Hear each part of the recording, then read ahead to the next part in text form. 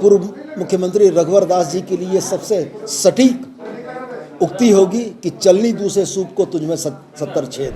आदरणीय बाबूलाल जी हर दिन एक नया बयान जारी करते हैं और हाल के दिनों में तो स्वयंभू न्यायाधीश हो गए हैं या कोई संवैधानिक संस्था हो गए हैं कि अखबार में उनके बयान आते हैं कि हेमंत सोरेन को इस्तीफा देना होगा, नहीं तो उन्हें बर्खास्त कर दिया जाएगा।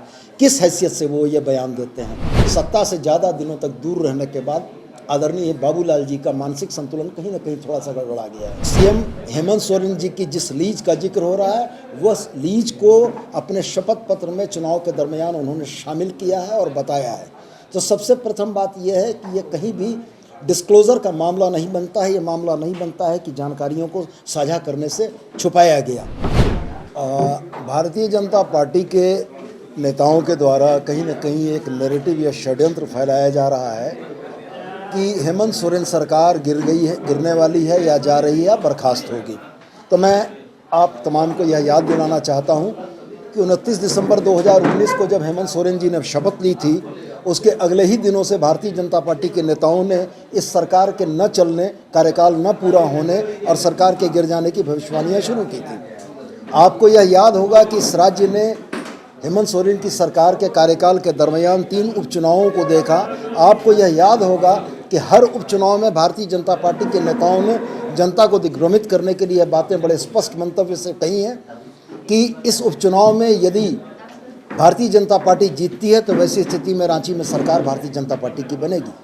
आज के इस हालिया दौर में जिन मुद्दों का आधार बनाकर सरकार की अस्थिरता, डिस्टेबिलिटी के बारे में सवाल खड़े किए जा रहे हैं, उसी के संबंध में ये बैठक थी, पीसी थी।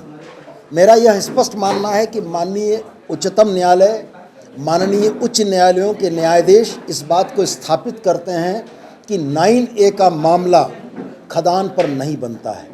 1964 से लेकर 2008 तक के विभिन्न न्यायाधीशों में यह बात सुस्पष्ट रूप से उल्लिखित है कि 9A का मामला कॉन्ट्रैक्ट, सप्लाई, किसी भवन का निर्माण, किसी बांध का निर्माण, किसी सड़क के निर्माण जैसे मामलों में आता है। लीज और माइनिंग पर मामले नहीं आते हैं।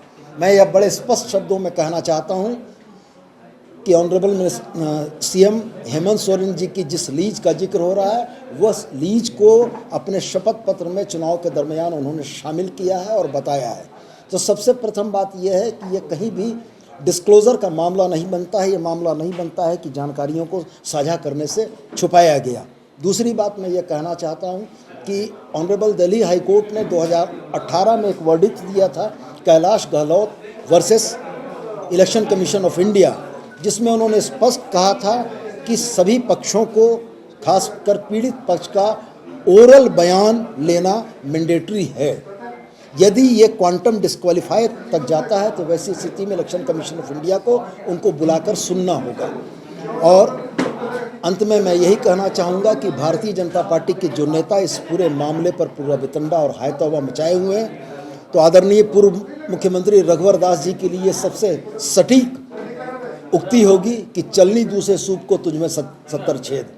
मैनहर्ट से लेकर टॉफी और टी शर्ट के घोटाले से लेकर कंबल के मामले से लेकर एक नया शब्दावली राज्य में गढ़ने की बात को लेकर ओफाज, ये तमाम चीज़ें पहलू दर पहलू खुलकर जनता के समक्ष आएंगी और जनता भी ये देखेगी कि जो लोग आज इस बातों को कर रहे हैं वो अपने राजनीतिक जीवन में, अपने मुख्यमंत्रित्व काल में कितनी नैतिकता और शुचिता में रहते। मैं आदरणीय बाबूलाल जी के बारे में भी आपसे 2 शब्द संबोधित जरूर करना चाहूँगा। आदरणीय बाबूलाल जी हर दिन एक नया बयान जारी करते हैं और हाल के दिनों में तो स्वयंभू न्यायाधीश हो गए हैं या कोई संवैधानिक संस्था हो गए हैं कि अखबार में उनके बयान आते हैं कि हेमंत सोरेन को इस्तीफा देना होगा, नहीं तो उन्हें बर्खास्त कर दिया जाएगा। किस हैसियत से वो ये बयान देते हैं?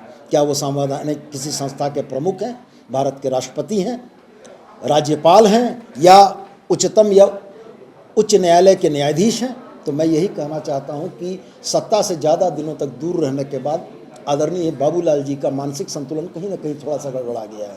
इसलिए वो ऐसे बयान लगातार देकर यह नैरेटिव बनाने का प्रयास कर रहे हैं कि झारखंड मुक्ति मोर्चा नीति सरकार झारखंड में जा रही है। लेकिन मैं आपको स्पष्ट कहना चाहता हूं कि भारत के संविधान ने कानूनों की व्याख्या का सर्वोच्च अधिकार उच्चतम न्यायालय और उच्च न्यायालयों को दिया है। यदि कानूनों की व्याख्या गलत तरीके से की गई, जैसा कि हाल के दिनों में संवैधानिक संस्थाओं के क्षरण से दृष्टिगोचर है, तो वैसी स्थिति में झारखंड मुक्ति मोर्चा सक्षम न्यायालय में न्याय की गुहार लगाएगा और हमें ये पूरा भरोसा है कि हमें न्याय मिलेगा। एक सवाल ये है कि जब बीते दिनों आप लोग राजभवन गए थे, तो उस समय भी और आज भी जो आप बातें बोल रहे हैं उसमें एक चीज़ कॉमन ये है कि जो भी फैसला लेने के लिए अगर वो लोग उस दिशा में बढ़ रहे हैं, उस प्रक्रिया में जेएमएम को शामिल किया जाए, आप ये बोल रहे हैं और उसके लिए आधार इसको रख रहे हैं।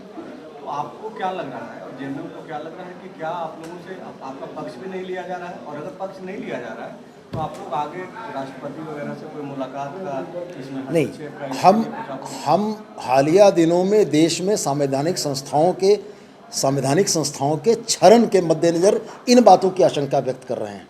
हम यह निकाल कर ला रहे हैं कि 2018 में ऑनरेबल हाई कोर्ट दिल्ली ने क्लियर कट डायरेक्टिव्स दिए हैं इलेक्शन कमीशन ऑफ इंडिया को, तो हमारा ये मानना है कि ये चीज़ें लागू होंगी। लेकिन हम ये मानते हैं कि अगर न्याय की अवहेलना की गई तो न्याय की अवहेलना की स्थिति में हम लोग न्यायिक समीक्षा के लिए सक्षम न्यायालय तक जाएंगे।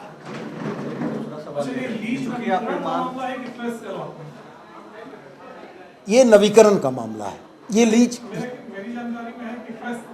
नहीं, ये नहीं, पहले था और इलेक्शन एफिडेविट में भी इसका जिक्र है, तो ये नवीकरण के लिए लंबित है। 2019 के एफिडेविट को आप निकाल कर देख लेंगे, उसमें भी ये लिखा हुआ है। नवीकरण का मामला है, नवीकृत की गई, और चूंकि ये 80 डेसिबल की ज़मीन थी और माइनिंग लॉज में 1 एकड़ से कम उपायुक्त को करने का अधिकार है, जो ये भ्रम फैलाया जा रहा है भारतीय जनता पार्टी के कि बतौर खान मंत्री रहते उन्होंने स्वयं ले लिया है, ये खान मंत्री के स्तर तक की फाइल नहीं थी, ये उपायुक्त के माध्यम से इसका निष्पादन हुआ। क्या पूछ रहे थे आप? क्या लगता है, ठीक है, अगर आप लोग एक पक्ष रख रहे हैं कागजात के आधार पर, कानूनन सही गलत है या नहीं है तो ठीक है, फैसला लिया जाएगा, ये अनैतिक है कि नहीं है? मुख्यमंत्री अगर खुद अपने विभाग के अंदर ले रहे हैं, क्यों?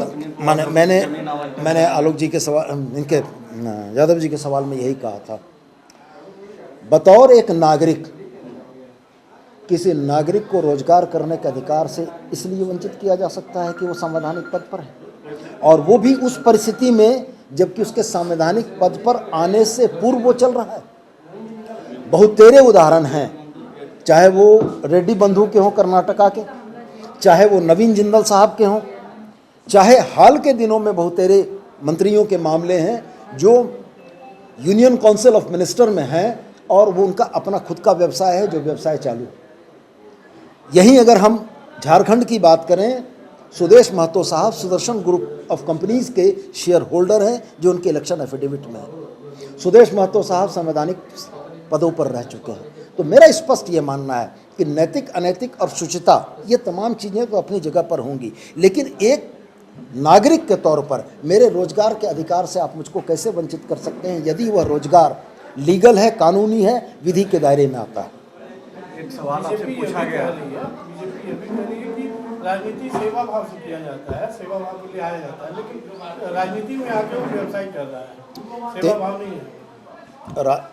पूरे देश में भारतीय जनता पार्टी के जिला मुख्यालयों में जो दफ्तर बने हैं वो सेवा भाव का परिणाम है, और बीजेपी हेडक्वार्टर जो बना हुआ है वो सेवा भाव का परिणाम है।